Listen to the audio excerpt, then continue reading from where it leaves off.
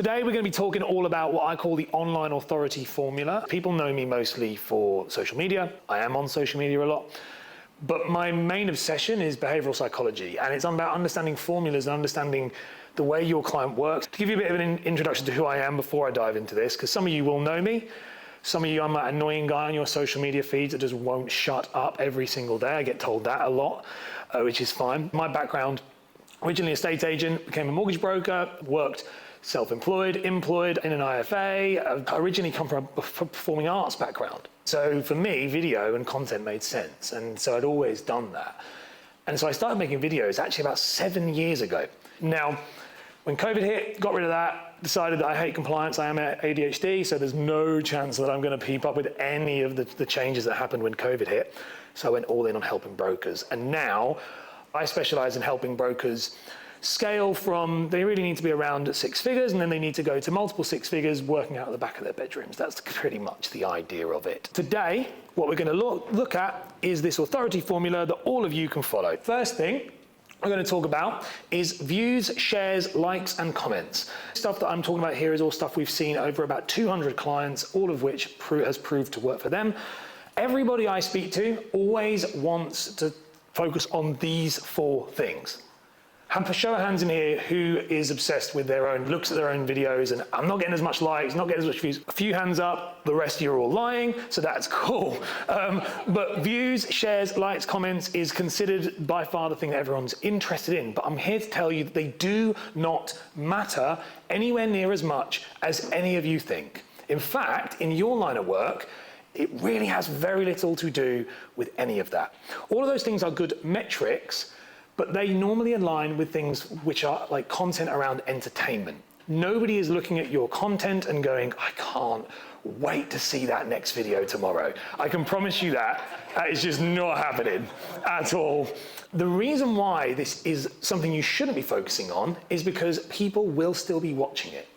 They'll be watching it quietly. If you're in here who you work with adverse, by the way, never gonna get a view, like, comment. No one's gonna go, yeah, that's me. I absolutely fucked up on my credit. Please just, yeah, help me. No, that's not the case. Views, likes, shares, comments are the last thing we are focusing on. Actually, what you really need to focus on is brand touch points. Now, brand touch points is effectively any time someone comes in contact with your brand.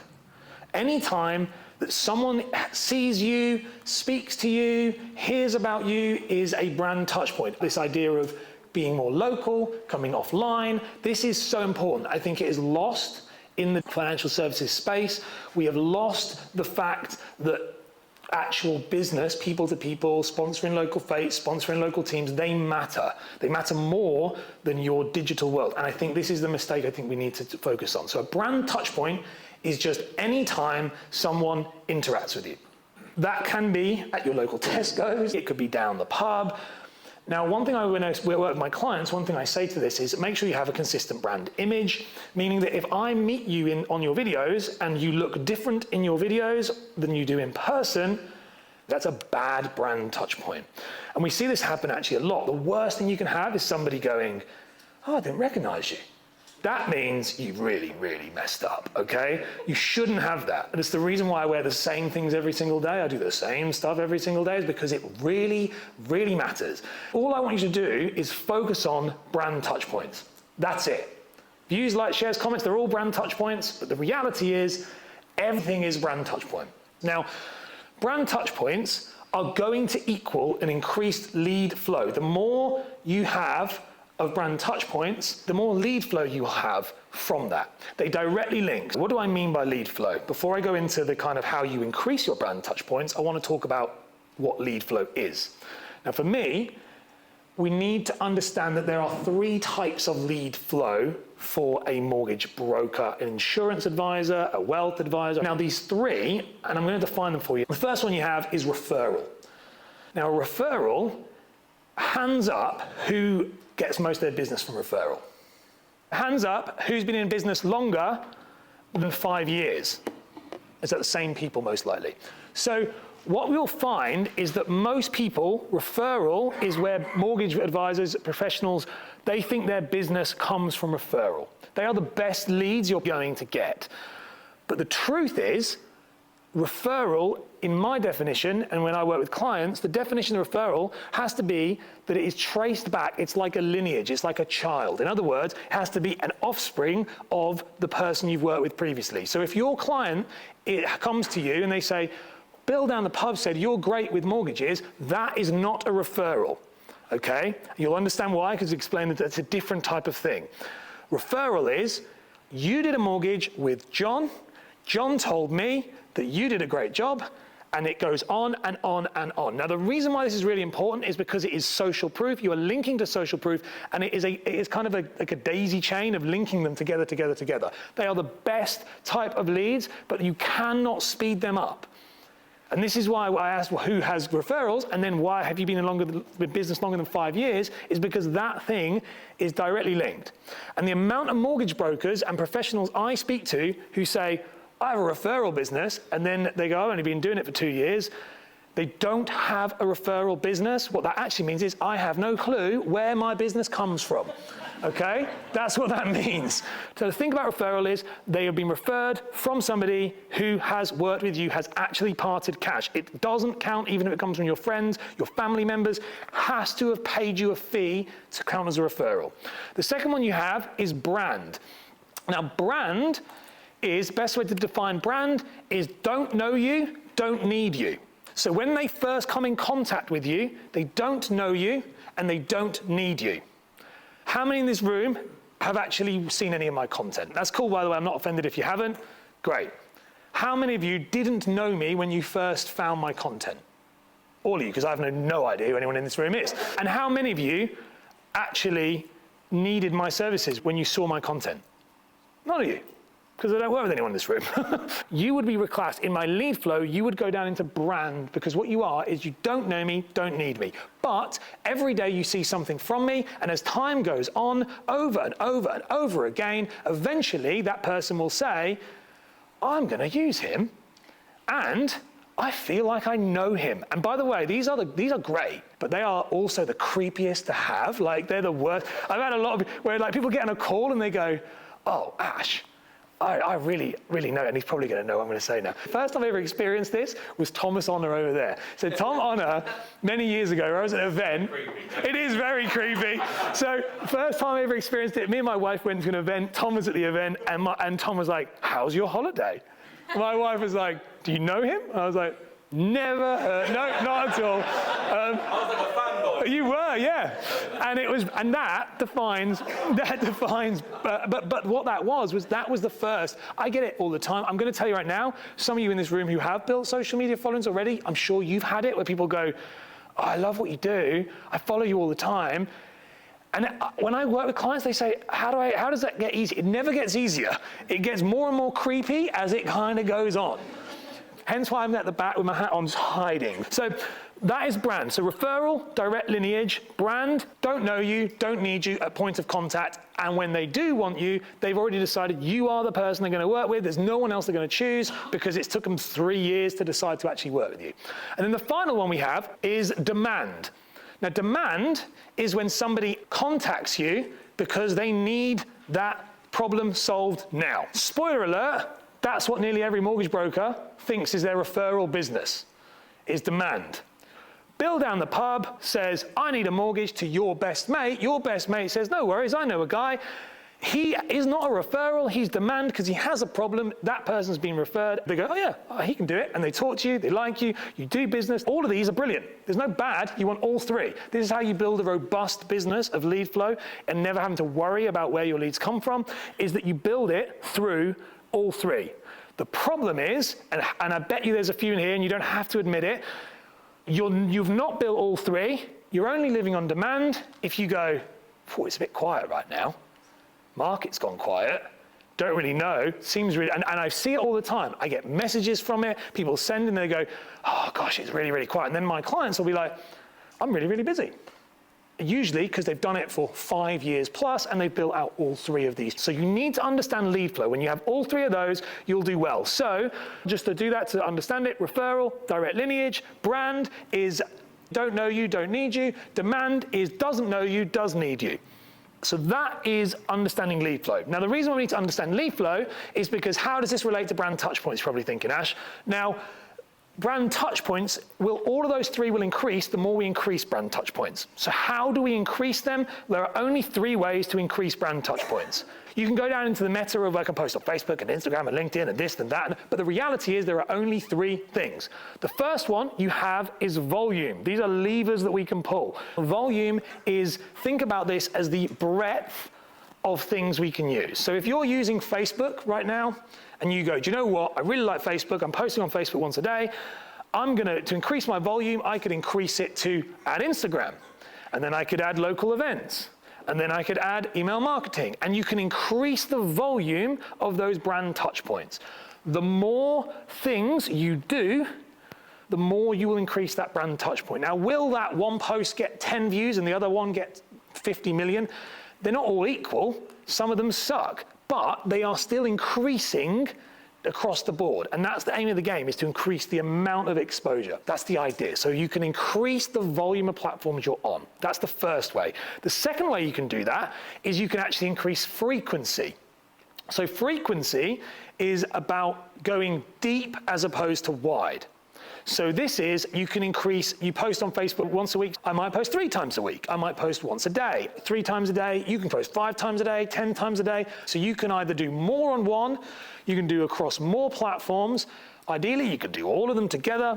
So that is frequency for brand touch points. And the final one that no one ever talks about is engagement.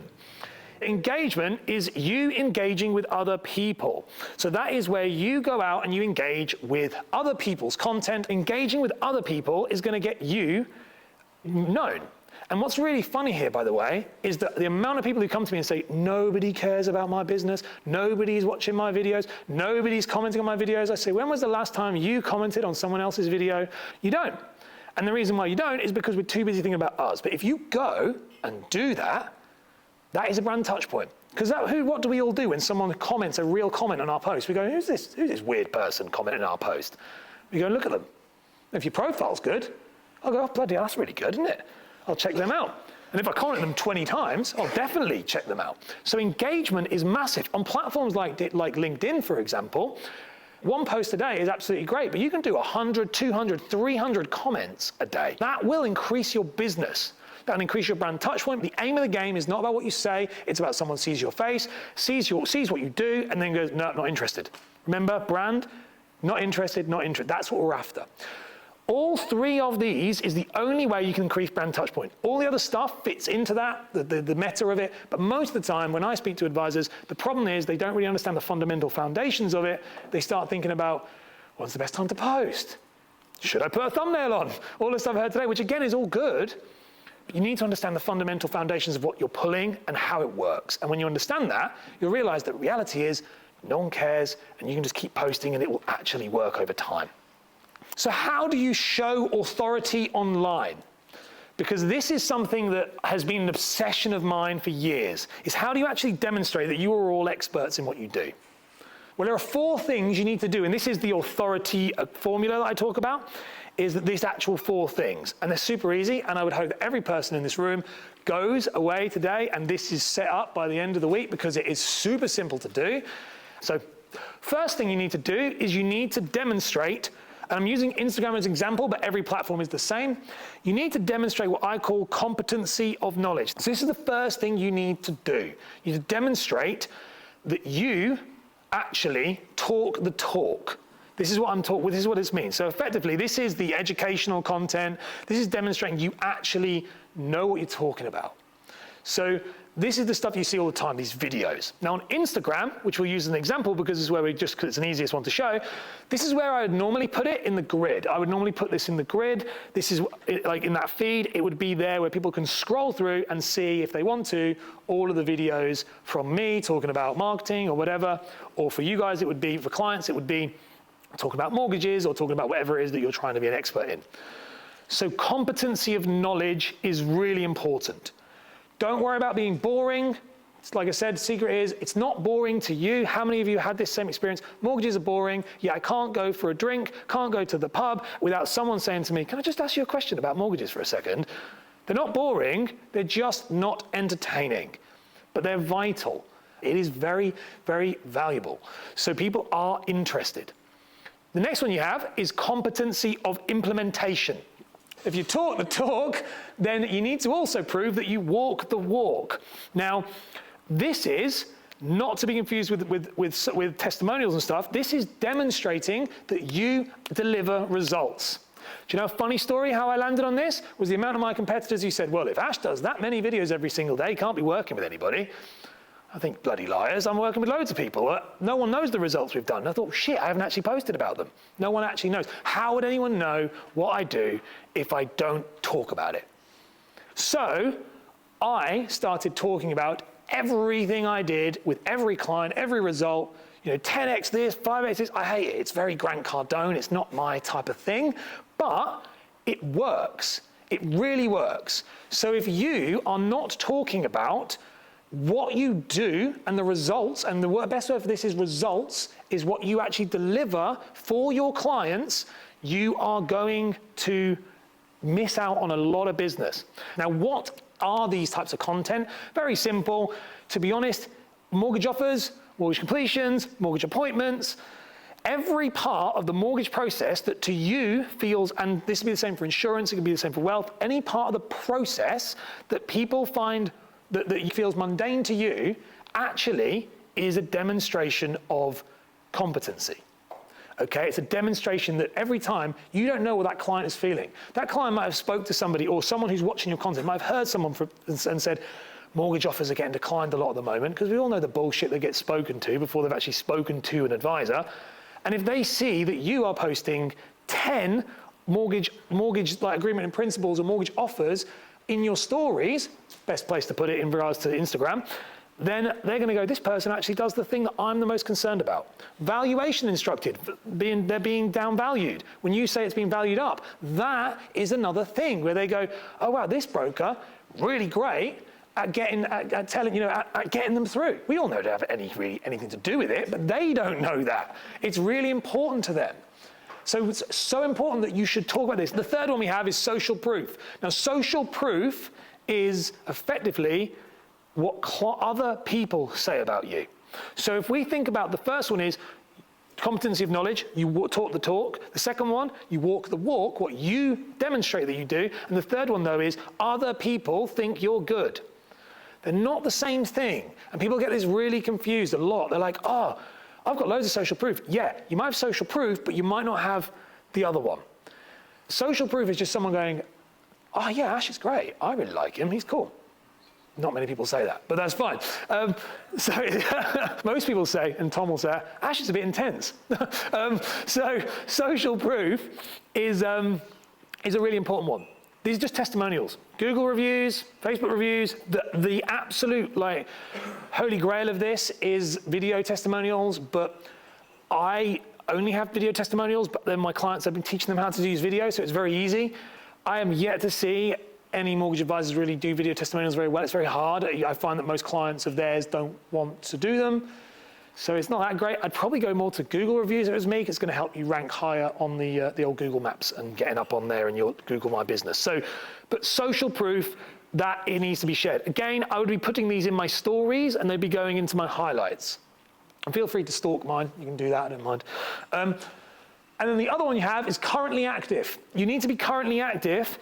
The cardinal sin is that if I jump on any of my clients or anybody who's asking me to do an audit on them, if I jump on there and I do not see a colored ring around their Instagram profile, then that's a massive no. And the reason is because you don't know if people look at you, and this can be also equate to, by the way, when you last posted on social media or on any platform, is that if I look at you and it's been a few weeks since you last posted, and how many of you in this room most likely do this, because people will, where they go, I've just been super busy, got all the applications on my desk, aren't able to do it. I'll come back to social media later. All these people are going to be coming to your social media and going, they haven't posted. Do I know if they are still in business? People think this is not real, but it happened. But actually, that one bit post that day, literally just, okay, it takes me 5 minutes, just post it up. That is going to increase the chance of someone going, oh yeah, they're still working, they only posted yesterday. But we don't think this. We think, I've got to focus on doing the business, I'll get back to it later. So you really do want to make sure that so for stories, keep them up, posts, keep them up. the 4 things are, and this is that authority formula, is that if you have all 4 of these, the competency of knowledge, competency of implementation, social proof, and currently active, then you will win. It's really that simple. And then you see the content is built underneath that. What is important is that you become authorities in your area. And so you do that by making sure all 4 of these areas are covered. And if all 4 of these areas are covered over a long enough time horizon, it will be impossible for you to not be the go-to person in whatever niche you choose. It really doesn't have to be expensive, time-consuming, but you need all 4 of them. And if you don't have all 4, that will be where your business is lacking. When you say social media doesn't work, it's not it doesn't work, it's that you're not using it right. So if you get that sorted, then it will work. So how does content fit into all of this?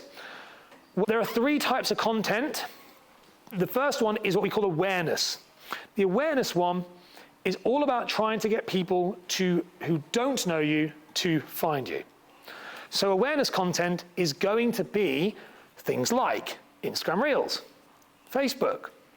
But these are platforms that are pushing to new people. That's the idea of it, and that's the type of content, okay? This type of content you have, that you need to have in your kind of content strategy, is nurture. So nurture content is once people have been made aware of you, they then take them around 8 to 10 online interactions before they're kind of aware of you. In your line of work, as well, with, let's say, mortgages in line of work, because that's just the easiest one to use, you've also got to try and catch them in this elusive kind of 6-month period within the ever-moving 5-year fixed rate. It's very difficult. When you actually think about it, it's very hard.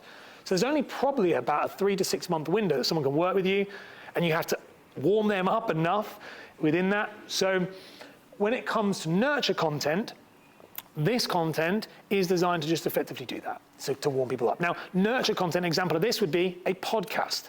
It could be longer form video. That would be another one, longer form video. It could be doing events. Tom, you were talking about something earlier, doing events. So like doing these type of in-person events. It's anything that requires people to opt in and learn more about you.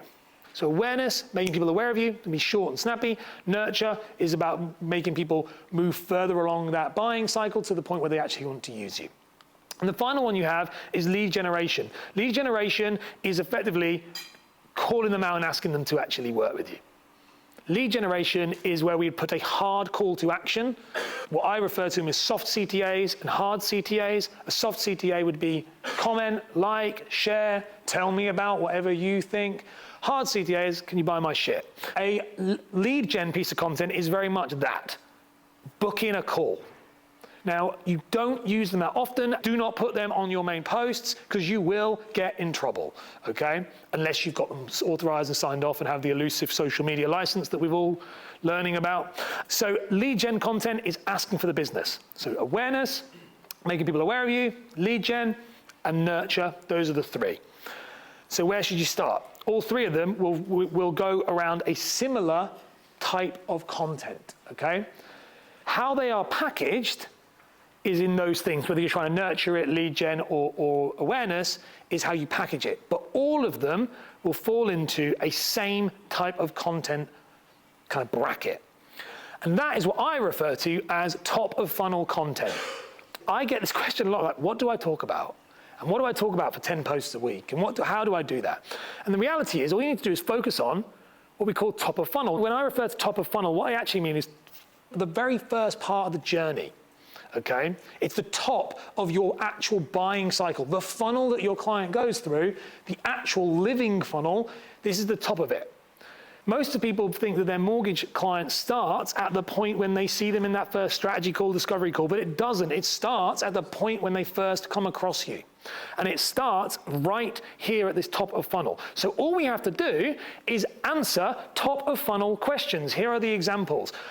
With top of funnel questions, they are literally the problems that keep your clients up at night. All these questions on here, again, show of hands, how many of you have been asked one of these questions in the last month? Yeah, because these are the questions that your clients go, I just need to know about this. How much can I borrow? How much can I, what are your fees? What's the difference between fixed rate and variable? Some of the content I see from mortgage advisors, you're teaching me to pass the CMAP exam. I mean, it is so deep. No one cares about swap rates. They care about that. That's it. Your job, and people go, will they get bored? They won't get bored. They barely see you once. They're not going to care. This is it. You go down this list, and when you get to the bottom of the list, you go to the top of the list, and you keep going. And guess what? You just change your niche. How much can I borrow as a self-employed? What deposit do I need as a self-employed? You just keep changing it to your niche, because they're the same problems.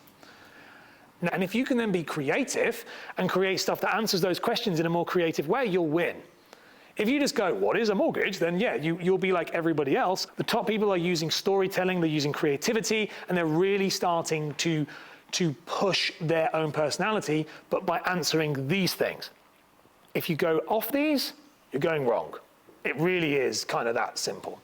Doesn't mean you can't share your personal stories and your personal life. Find a way to integrate that into your content. But that is all you need to talk about. That is an authority formula. If you combine the idea of understanding that your leads come from those places, those three, you get a clear idea of where they come from, you get a clear idea of building a strategy that's going to increase those. Now, and then you make sure that you have that authority, those 4 things ticked off, and you talk about top of funnel content. I promise you, all of you in this room will have way better results and not have to worry about it.